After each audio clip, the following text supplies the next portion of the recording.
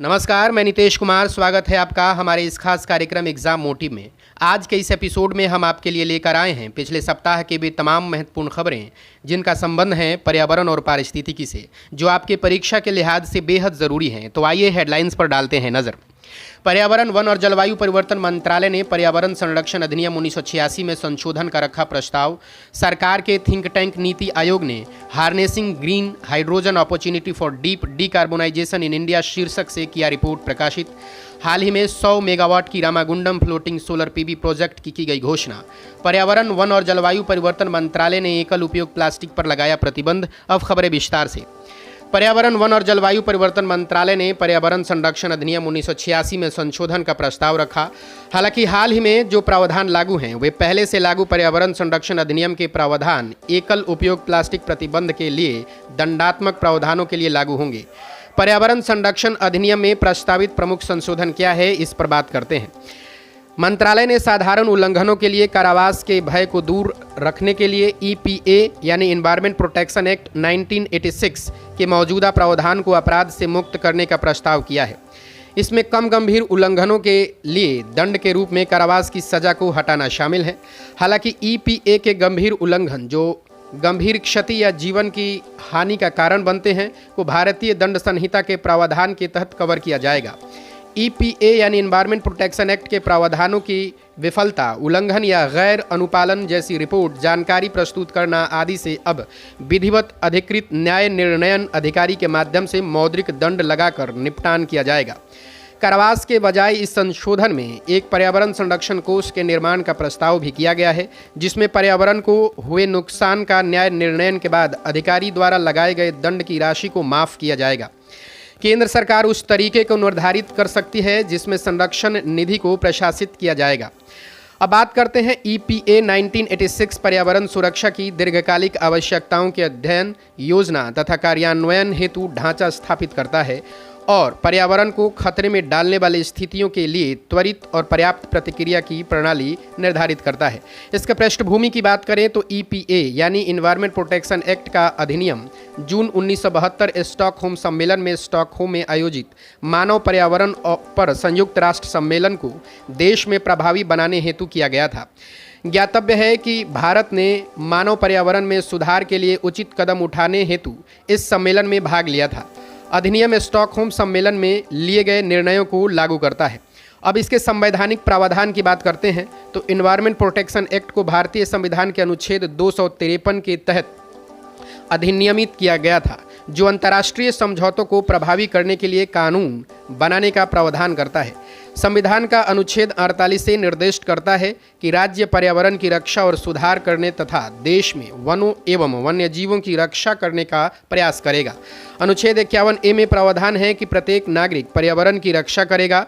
हाल ही में नीति आयोग ने प्लास्टिक के विकल्पों के उपयोग को प्रोत्साहित करने के लिए प्लास्टिक और उनके अनुप्रयोग के लिए वैकल्पिक उत्पाद एवं प्रौद्योगिकी शीर्षक से एक रिपोर्ट जारी की है।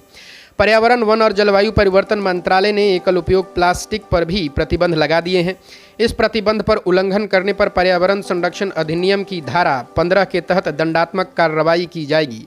रिपोर्ट की प्रमुख विशेषताओं की बात करें तो वैश्विक प्लास्टिक उत्पादन और निपटान वर्ष 1950 से 2015 के बीच पॉलीमर, सिंथेटिक फाइबर और एडिटिव्स का संचयी उत्पादन 83 मिलियन टन था, जिसमें से 55% को सीधे लैंडफिल में डाल दिया गया या 8% को जला दिया गया और केवल 6% प्लास्टिक का पुनर्नवीकरण हो पाया। यदि वर्ष 2050 तक इस दर से उत्पादन जारी रखा जाता है तो यह 12,000 मीट्रिक टन प्लास्टिक का उत्पादन करेगा। भारत का मामला की बात करें तो भारत ने प्रतिवर्ष 47 मिलियन टन प्लास्टिक कचरे का उत्पादन किया, जिसमें प्रति व्यक्ति कचरा पिछले 5 वर्षों में 700 ग्राम से बढ़कर 2500 ग्राम हो गया है। गोवा, दिल्ली और केरल में सबसे ज़्यादा प्रति व्यक्ति प्लास्टिक कचरा उत्पन्न होता है, जबकि नागालैंड, सिक्किम और त्रिपुरा में सबसे कम प्रति व्यक्ति प्लास्टिक कचरा उत्पन्न होता है। हार्नेसिंग ग्रीन हाइड्रोजन, सरकार के थिंक टैंक नीति आयोग ने harnessing green hydrogen opportunity for deep decarbonisation in India शीर्षक से अपनी रिपोर्ट प्रकाशित की। यह रिपोर्ट दिल्ली स्थित थिंक टैंक RMI इंडिया के सहयोग से तैयार की गई। नीति आयोग ने अपनी रिपोर्ट में भारत में ग्रीन हाइड्रोजन के उत्पादन को बढ़ावा देने हेतु ग्रीन हाइड्रोजन के उत्पादन पर जीएसटी और सीमा शुल्क को कम करने या छूट देने की सिफारिश की है। रिपोर्ट में ग्रीन हाइड्रोजन कॉरिडोर स्थापित करने के साथ साथ उन स्टार्टअप्स को अनुदान देने का भी प्रस्ताव है जो घरेलू स्तर पर हरित हाइड्रोजन समाधान पर कार्य कर रहे हैं। इसके अनुसार सरकार को देश में हरित हाइड्रोजन उत्पादन के लिए लागत में कमी करने पर ध्यान देना चाहिए। ग्रीन हाइड्रोजन हाइड्रोजन गैस है जिसे जल के इलेक्ट्रोलिसिस के माध्यम से उत्पन्न किया जाता है। इलेक्ट्रोलिसिस जल को हाइड्रोजन और ऑक्सीजन में विभाजित करने हेतु एक ऊर्जा गहन प्रक्रिया है। हाल ही में 100 मेगावाट की Ramagundam floating solar PV project अर्थात तैरती सौर ऊर्जा परियोजना के वाणिज्यिक संचालन की अंतिम 20 मेगावाट की घोषणा की गई। इसके साथ ही तेलंगाना में 100 मेगावाट की रामागुंडम फ्लोटिंग सोलर पीवी परियोजना को 1 जुलाई 2022 से चालू घोषित किया गया है। यह भारत में अपनी तरह का सबसे बड़ी परियोजना है। फ्लोटिंग सोलर प्रोजेक्ट की बात करें तो ये फोटोवोल्टिक मॉड्यूल होते हैं जो प्लेटफॉर्मों पर लगे होते हैं तथा जलाशयों झीलों पर तैरते हैं जहां की स्थितियां समुद्र और महासागर जैसी होती हैं।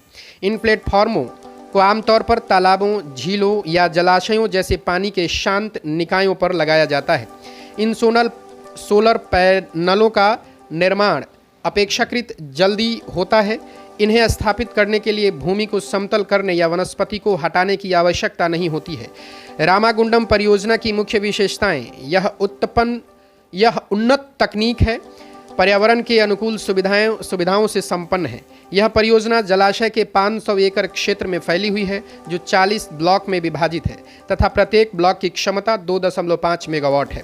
प्रत्येक ब्लॉक में एक फ्लोटिंग प्लेटफॉर्म और 11,200 सौर मॉड्यूल की एक सारणी होती है।